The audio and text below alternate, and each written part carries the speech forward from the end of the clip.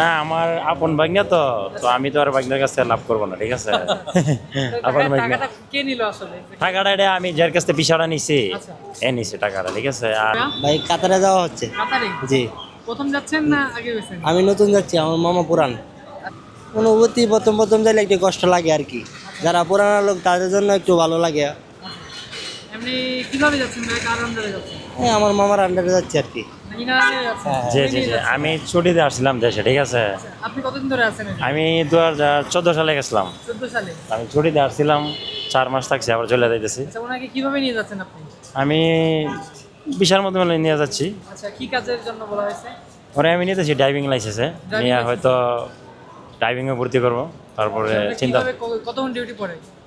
ডিউটির কথা বলতেছেন, এটা তো আপনার প্রিভিয়াসাল লোক, তো এটা আপনার উপরে ডিপেন্ড করবে, ঠিক আছে। এমনি স্যালারি কেমন কথা বলা হয়েছে? স্যালারি এটা প্রিভিয়াসাল লোক মনে করেন যতক্ষণ আপনি ভালো বেশি পার্ট টাইম ডিউটি করতে পারবেন তখন তত টাকা বেশি আসবে, ঠিক আছে। ভিসার ডিউটি কতদিন লাগছে? টোটালে 20 দিনের মতন লাগছে। আর খরচ কেমন পড়ছে? খরচ টোটালে ধরেন 4 লক্ষ টাকা। 4 লক্ষ। জি। 4 লক্ষ কি আপনি নিছেন না ওটা? না আমার আপন ভাগ্না তো তো আমি তো আর ভাগ্নার কাছ থেকে লাভ করবো না, ঠিক আছে। আপন ভাগ্না টাকাটা কে নিল আসলে? টাকাটা এটা আমি যার কাছ থেকে পিছাড়া নিছি আচ্ছা। এ নিছি টাকাটা, ঠিক আছে। আর আর তো অন্য অন্য কোর্স আছে, টিকিট কোর্স আছে, তারপরে মিন পাওয়ার আছে, মেডিকেল কোর্স আছে, মানে এভরিথিং মিলে 4 লক্ষ টাকা যাইবে টোটালে। আচ্ছা, আচ্ছা। আপনি তো আরো মানুষ কিনে যেতে পারবেন চাইলে। অবশ্যই নিয়ে যেতে পারবো, নিচে আগে আরো মানে নিয়ে যেতে পারবেন। অবশ্যই। মানে কাজ কি শুধু একটাই না আর অন্যান্য কাজ? না এরে নিতেছি মূলত এরে নিয়ে আসে ড্রাইভিং শিখামো, শিখাই নিজে গাড়ি নিয়ে দিব, গাড়ি চালাইবো, আর আমি কাজ করি। অনেক অনেক সময় দেখি আমরা অনেক মানুষ প্রতারণার শিকার হয়, এটা কি ভাই? কি এটা ভাই আসলে কি বলবো, ধরেন আমি আমার বাইক নিয়ে নিতেছি, এ আমার বোনের ছেলে, ঠিক আছে। এখন এ তো আর আমার কাছে প্রতারণা হবে না, কারণ আমার আপন বোনের ছেলে। মানে আমার এই বাইক নিয়ে যদি একটা দালাল ধরে অন্য একটা অপরিচিত লোক দেওয়া যাইত, তে প্রতারণা শিকার হইলো, ঠিক আছে। ধরেন আমি নিতেছি 4 লক্ষ টাকা দা, 5 লক্ষ টাকা নিয়ে আসে 1.5 লাখ 2 লাখ টাকা লাভ করলো, করে নিয়ে সাইরা দিল, কাজ কাম দিল না।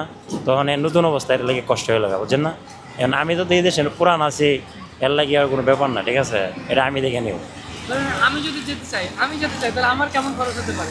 আপনি যাইতে চাইলে সেম খরচ হবে, এ যত যাইতেছে তত খরচ হবে, আর কিছু বেশি হবে, ঠিক আছে। ঠিক আছে, বুঝতে পারছি।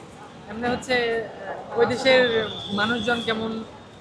আসলে ভাইয়া এই দেশের মানুষ ভালো, ঠিক আছে। আমাদের দেশের মানুষ হয়েছে ভাই দুর্নীতিবাজ, বুঝছেন নি।